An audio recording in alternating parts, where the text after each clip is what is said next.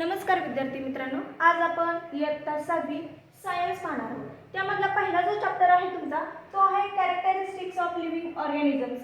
त्यामध्ये growth and development हा जो पॉईंट आहे तो पाहणार आहोत. आता चला तर आपण समजून घेऊया. पहिल्यांदा घेऊया ग्रोथ म्हणजे नेमकं काय. तर ग्रोथ म्हणजे काय, तर सजीवांच्या अवयवांमध्ये होणारी वाढ, सजीवांच्या उंचीमध्ये होणारी वाढ आणि सजीवांच्या वजनात होणारी वाढ म्हणजे काय, ग्रोथ. ग्रोथ मीन्स काय,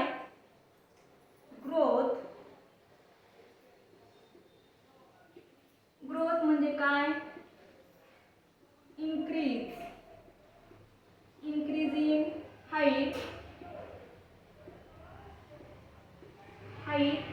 वेट. कशामध्ये वाढ, कशामध्ये होते, इंक्रीज इन हाईट आणि वेट ऑफ लिव्हिंग ऑर्गॅनिझम,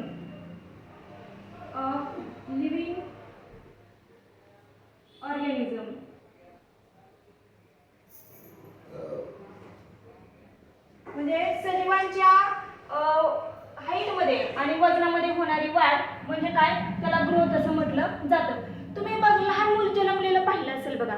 ज्यावेळेस लहान मूल जन्मतं त्यावेळेस त्याचं असणारं वजन आणि नंतर काही कालावधीनंतर जर तुम्ही त्याचं वजन पाहिलं तर त्याच्या वजनामध्ये काय झालेली असते, वाढ झालेली असते. म्हणजे त्याच्या वजनात वाढ झालेली असते आणि नंतर त्याची हाईट पण काय झालेली असते, वाढलेली असते. हळूहळू काय होते, हाईट पण वाढते. आणि जशी त्याची वाढ होती तसं त्याचं ते काय करायला लागतं, स्किल शिकायला लागतं. स्किल म्हणजे काय, तर कौशल्य. ते कोणते कोणते स्किल शिकायला लागतं, तर क्रॉलिंग म्हणजे काय, रांगायला लागतं. नंतर काय होतं, थोडे काही कालावधी गेल्यानंतर स्टँडिंग, उभा राहायला लागतं. आणि नंतर थोड्या दिवसांनी काय करतो, जम्पिंग करतो, उड्या मारायला लागतं. म्हणजे काय होतं, वाढ झाल्यामुळे त्याच्या कौशल्यामध्ये काय होते, प्रोग्रेस होत राहते, प्रगती होत राहते आणि त्याची काय होती, डेव्हलपमेंट होते. आता डेव्हलपमेंट म्हणजे काय, तर विकास. आता विकास म्हणजे काय ते आपण पाहूया. Development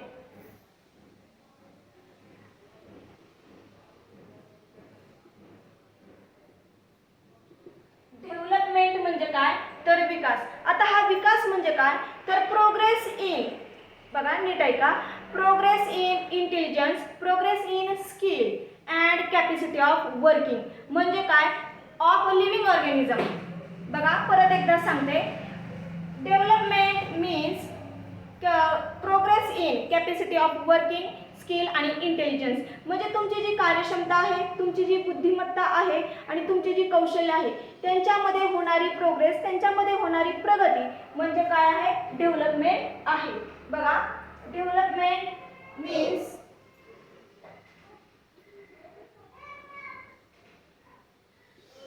progress in intelligence, skill and working capacity.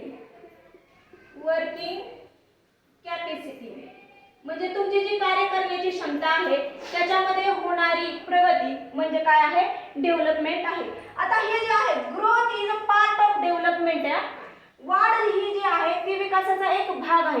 कसं ते सांगते. बऱ्याचदा काय होतं, माणसाचा विकास होतो पण वाढ झाली असं सिद्ध होत नाही. आता काही मुलं अपंग असतात पण त्यांची बौद्धिक क्षमता खूप चांगली असते, म्हणजे त्यांचा विकास झालेला आहे पण शारीरिक वाढ झालेली आहे का, नाहीये. म्हणजे विकास झाला म्हणजे वाढ झालीच असं नाहीये, मात्र वाढ झाली की विकास झाला असं समजलं जातं. आता नंतर जो भाग आहे तो सांगते मी. त्याच्यामध्ये काय दिलेलं आहे पुस्तकामध्ये, तुमचा पुढचा भाग जो आहे तो काय दिलेला आहे, तर प्राण्यांची वाढ जी आहे तर एका लिमिटेड पिरियड मध्ये होते, तर वनस्पतीची वाढ जी आहे जोपर्यंत वनस्पती जिवंत आहेत तोपर्यंत काय होती, वनस्पतीची वाढ होत राहते. आता ह्याच्यामध्ये पण आता तुम्ही वाघ बघितला, हत्ती बघितला, त्यांचा आकार काय असतो, म्हणजे जेवढी लिमिटेड पिरियड मध्येच त्यांचा आकार असतो, काय आवाढव्य ते काही वाढत नाही. मात्र तुम्ही वनस्पती पाहिला तर त्यांची वाढ काय झालेली असते, मोठ्या प्रमाणात झालेली असते. आता वनस्पतीच्या पण काही भागांमध्ये वाढ जी आहे ती वनस्पती जोपर्यंत जिवंत आहे तोपर्यंत झालेली असते, पण काही भागांची वाढ जी आहे ती लिमिटेड कालावधीपर्यंत झालेली असते. आता बघा, कोणती वाढ झालेली असते लिमिटेड कालावधीपर्यंत, तर पानांची वाढ जी आहे ती लिमिटेड कालावधीपर्यंत झालेली असते. मात्र वनस्पतींचे खोड, ब्रांचेस आणि जे रूट आहेत त्यांची वाढ काय झालेली असते, जोपर्यंत वनस्पती वनस्पती जिवंत आहे तोपर्यंत त्यांची वाढ झालेली असते. कशाची वाढ झालेली असते ते पाहूया. इन प्लांट स्टेम,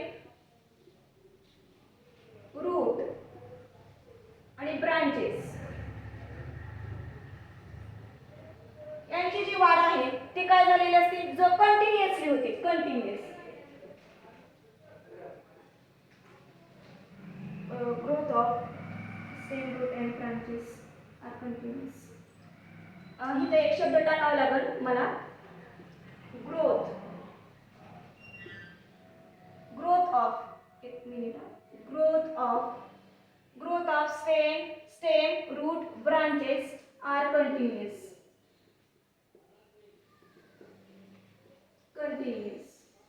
कंटिन्युअस काय झालेली असते, त्यांची वाढ झालेली असते इन प्लांट मध्ये. आणि लिमिटेड पिरियड मध्ये कशाची वाढ झालेली असते, आणि limited period growth of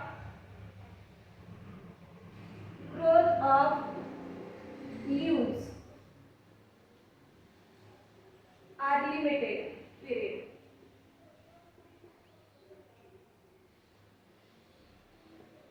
limited period मध्ये कशाची झालेली असते वाढ, तर पानांची जी वाढ आहे ती लिमिटेड पिरियड पर्यंतच झालेली असते. आणि प्राण्यांची जी वाढ आहे,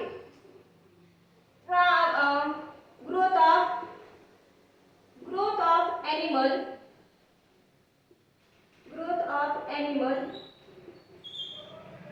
are in limited period. Limited period पर्यंतच काय झालेली असते, प्राण्यांची वाढ झालेली असते.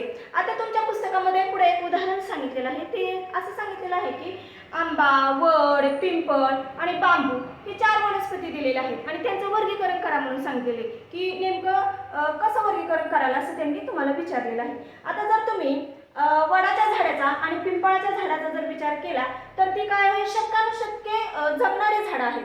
आंब्याच्या झाडाच्या तुलनेने आंब्याचं झाड देखील जगतं पण ते वर्षानुवर्ष जगतं, पण वडाचं झाड आणि पिंपळाचं जे झाड आहे ना ते शतकानुशतके जगतं. आणि ह्याच्यामध्ये वड, आंबा आणि पिंपळ ह्या कशा आहेत, तर द्विदल वनस्पती आहेत. आणि त्याच्याच तुलनेने जर आपण बांबू पाहिला तर बांबू हा कसा आहे, एकदल वनस्पती आहे आणि त्याची वाढ जी आहे ती उंच वाढत जातं. तो एक गवताचा प्रकार आहे. आणि तुम्ही त्याचं खोड जर पाहिलं तर खोड कसं असते, पोकळ असते आणि त्याच्या खोडावरती नॉड्स असतात म्हणजे पेर असतात. हे काय त्या 4 वनस्पतीचं वर्गीकरण सांगता येईल. आता बघा नंतर जे आहे पुढे जर बघितलं आपण तर वनस्पती काय करतात, स्वतःचं अन्न स्वतः तयार करतात.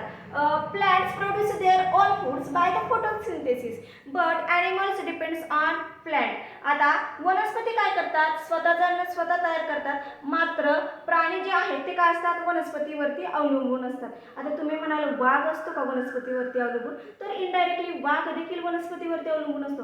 कसं ते सांगते बघा. आता इथं दाखवते तुम्हाला.